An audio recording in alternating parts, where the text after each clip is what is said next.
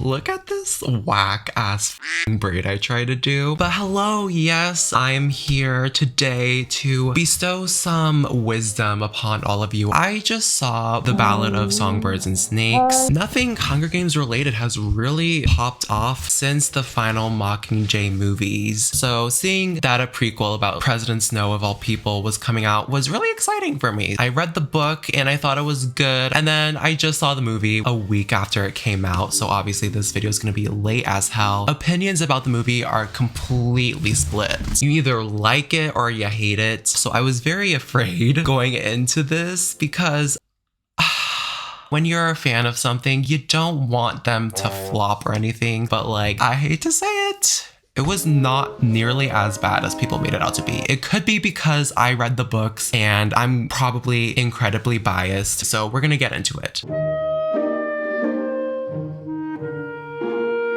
So much like the book, the movie was also split into multiple parts. The first part is titled The Mentor, and this is pretty much an introduction to everything. They're not only introducing us to Panem in the past, but we have to get through Coriolanus Snow's family life, his school life, his personality. They have to get through things a lot faster. In the movie though, I will admit that it was very hard for me to get into it. I thought that it was very, very fast paced and very choppy at times. Clementia getting bit by the snake. After that, I really started to get into things and I started to really enjoy it a lot. I liked the beginning, the intro where we get thrown right into the dark days and we see a very young Coriolanus with Tigress, and then they run into the guy eating a dead person's leg. I wish we honed in more on that, however, because in the book, it's a lot more brutal. You have the death of Coriolanus's dad, who got killed by rebels in District 12, which was really smart of them to include that. The casting,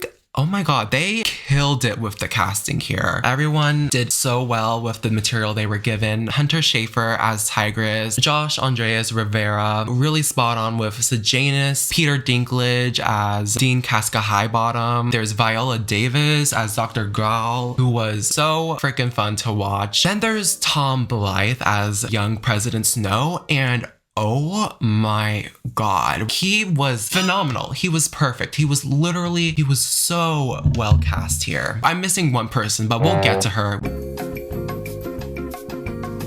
I loved seeing the Capitol through the lenses of a Capitol citizen. Seeing all the Capitol kids talk was so funny to me because it's like they're so like proper and haughty. And then we get to the reaping ceremony. Some backstory, there's a prize, the Plinth Prize, a scholarship. Coriolanus thinks he's gonna get it until there's a final task. Mentor the upcoming tributes for the 10th Hunger Games and also make the Capitol citizens actually want to watch the Hunger Games, because right now nobody really is into it. Getting to the reaping, I was a bit worried because reading the reaping scene in District 12, Lucy Greybeard, she's very animated and cartoonish here, at least in the book. So I was really interested to see how they'd like make it a bit more realistic. And I think they did a really good job, to be honest. First of all, y'all are haters because Rachel Zegler was so good as Lucy Gray. The perfect casting choice. I don't know why people keep like hating on her. I mean, apart from that Snow White shit, which if you want to be mad at someone, be mad at Disney for remaking another fucking movie. Moving on from that, I think Rachel Zegler was perfect as Lucy Gray. A lot of her lines are singing. Her voice is amazing. She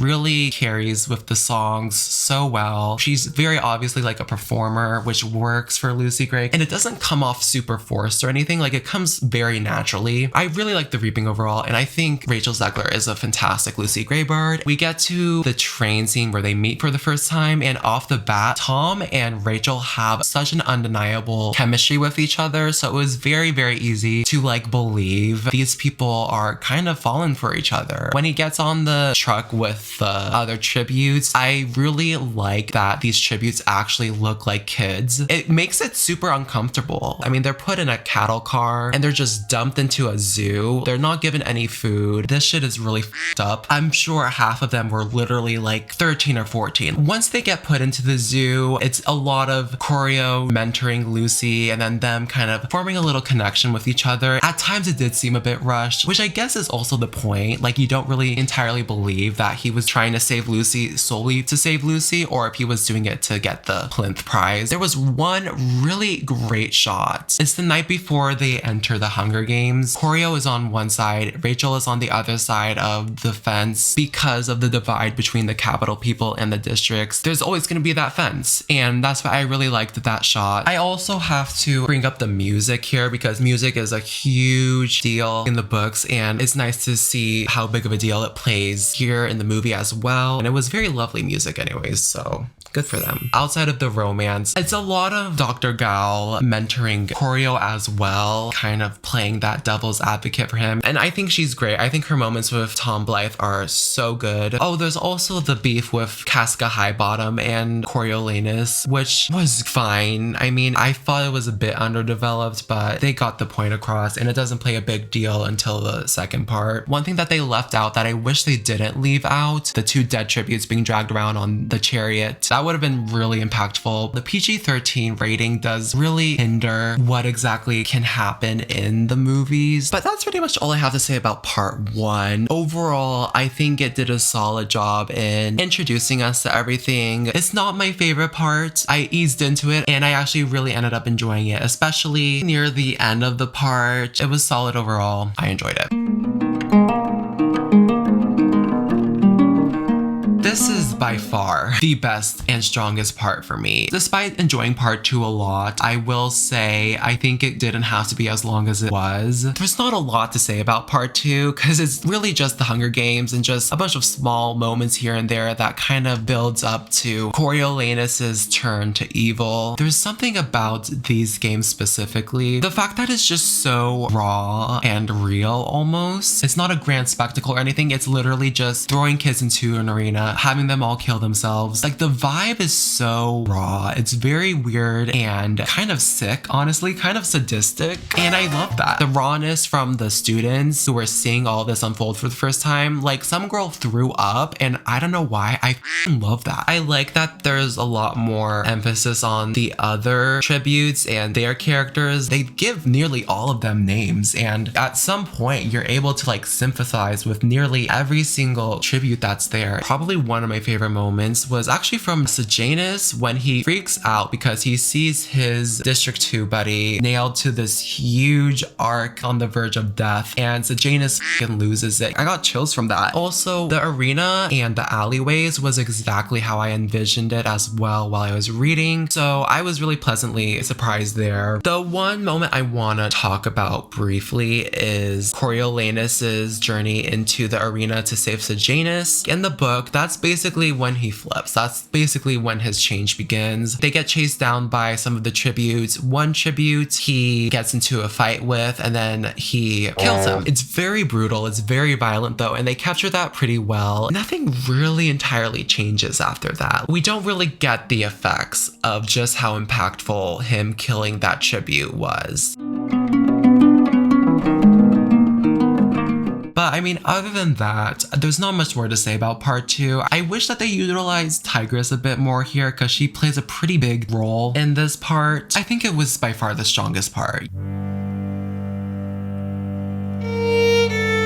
Now we're finally at part 3, which is the part that everyone has been trashing. It was all fun and games up until this moment, so let's talk about it. Giving you backstory, Coriolanus gets caught cheating because he not only gives Lucy rat poison, he also gives the snakes a handkerchief with her scent on it so they don't attack her when Dr. Gal releases them all at the end. He gets sent to be a peacekeeper. He asks to be in District 12. He's a peacekeeper in District 12. That's where we're at. The biggest reason why people don't like part 3 is because of the pacing. It is very fast. The transition of Coriolanus from good to bad is not very conceivable, and it kind of comes out of nowhere. That's a lot of what people are saying. In a way, the book kind of suffers from that too sometimes, and I kind of agree. I think that there needed to be a lot more time. This could have been perfect for a miniseries. It was basically a lot of really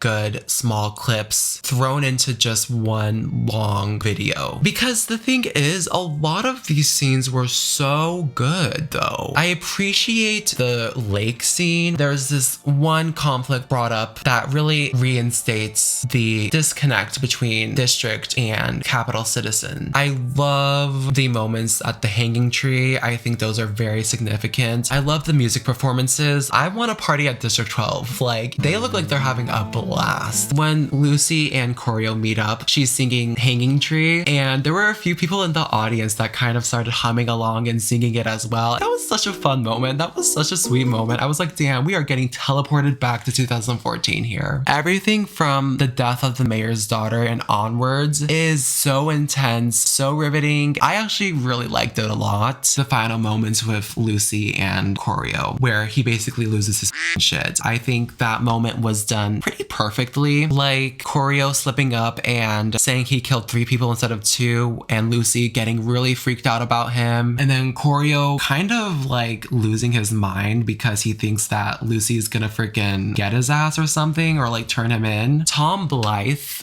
is fan-frickin-tastic here. I got scared. It was scary. Sejanus's death, very good. He shouts for his mother before he dies, and then the birds shout back. Ooh, that was wild. That was so wild. But then the end reverts back to like the really fast, kind of messy, but also that is kind of what happens in the books. Like within 5 pages, he goes from up Peacekeeper in District 12 to like apprentice to Dr. Gal and is super rich now. Basically the rise of President Snow. Here's my thing with part 3. I didn't hate it as much as other people did. I didn't even hate it at all. I actually quite enjoyed a lot of moments. I do agree, definitely part 3 needed so much more time to really dive into the psychology of Choreo's downfall and the rise of President Snow. I think it definitely was probably the weaker part of the 3, but I don't think it was as bad as people made it out to be.